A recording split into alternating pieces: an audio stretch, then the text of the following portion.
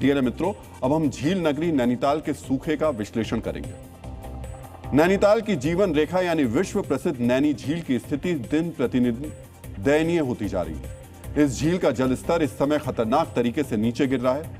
मित्रों, अगर यही हाल रहा तो वो दिन दूर नहीं जब पर्यटकों का ये पसंदीदा शहर पानी की एक एक बूंद के लिए तरस जाएगा।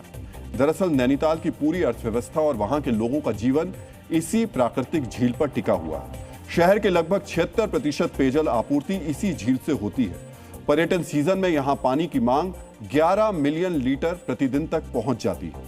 लेकिन इस साल जो आंकड़े सामने आए वो बहुत डराने वाले हैं। झील का जल स्तर घटकर अब तक के सबसे निचले स्तर पर पहुंच गया है।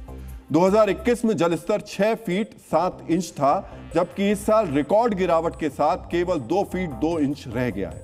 सोचिए, समुद्र से 6,358 फीट की ऊंचाई पर बसे नैनीताल में पीने के पानी पर किस तरह संकट गहराता जा रहा है। डीएनए मित्रों, जब झील का पानी इस तरह खत्म होगा तो उस शहर का क्या होगा।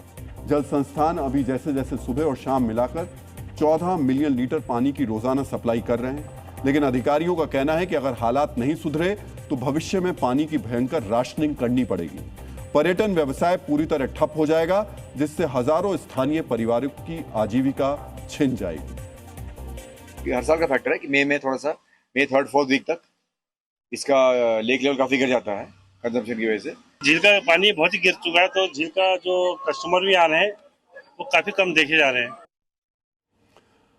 हमारी डीएनए शोधशाला में कई बड़े कारण इसके सामने आए जिन्हें आपको जानना चाहिए। मित्रों, सबसे पहला और मुख्य कारण इसके सबसे बड़े वाटर सोर्स सुखताल पर अवैध कंक्रीट निर्माण है, जिससे झील को मिलने वाला 50% भूमिगत पानी रुक गया है।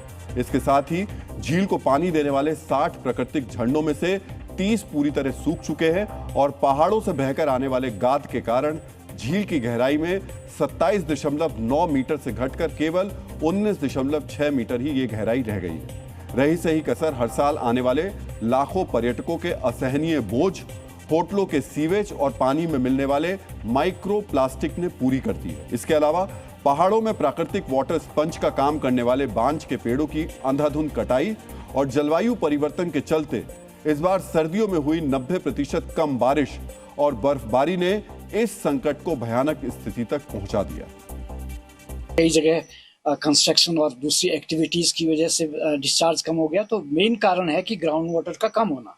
इसका मतलब है कि उसमें पानी इकट्ठा होने की क्षमता कम होती है। जानते हैं डीएनए मित्रों, ये वाटर इमरजेंसी सिर्फ नैनीताल तक सीमित नहीं है।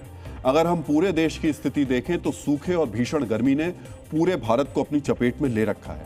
केंद्रीय जल आयोग के ताजा आंकड़े बताते हैं कि देश के प्रमुख जलाशयों की हालत बहुत संकटपूर्ण हो चुकी है। पिछले 2 हफ्तों में जलाशय काफी तेजी से सूखे हैं। एक सीजन का सूखा हमारे देश को कितना बड़ा आर्थिक, फसल और जानमाल का नुकसान पहुंचा सकता है, इसका अंदाजा आप इन आंकड़ों से लगा सकते हैं। भारत के 166 प्रमुख जलाशयों में कुल जल भंडारण घटकर केवल 34.4% रह गया है। देश के 13 बड़े जलाशयों में पानी का स्तर 50% से भी नीचे पहुंच चुका है। दक्षिण और पूर्वी भारत के राज्यों में जल संकट की स्थिति सबसे खराब है। पिछले 2 हफ्तों में मानसून की देरी और गर्मी से जलाशय बहुत तेजी से सूख रहे हैं। डीएनए मित्रों, संयुक्त राष्ट्र की एक रिपोर्ट कहती है कि भारत में गंभीर सूखे के कारण देश की जीडीपी को 2 से 5% तक का आर्थिक नुकसान उठाना पड़ता है। हमारे देश की 60% से अधिक कृषि आज भी मानसून और वर्षा पर निर्भर है। जब सूखा पड़ता है तो सिर्फ फसलें बर्बाद नहीं होती, बल्कि हमारी थाली तक पहुंचने वाला अनाज महंगा हो जाता है। इसके अलावा जानमाल और प्रकृति को भी भारी चपत लगती है। नदियां, तालाब और पेड़ पौधे पानी के बिना दम तोड़ने लगते हैं।